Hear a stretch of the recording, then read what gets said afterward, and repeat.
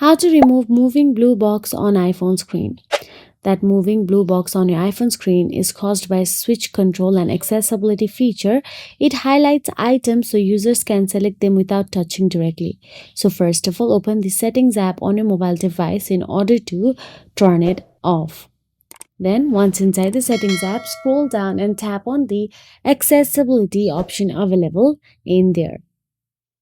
Once inside the accessibility, again you will have to scroll and look for the switch control and simply tap on it.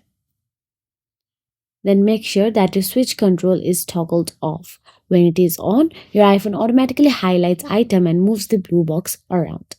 Then once you are done, go back to the settings again and this time scroll and look for the general option available there and simply tap on the general.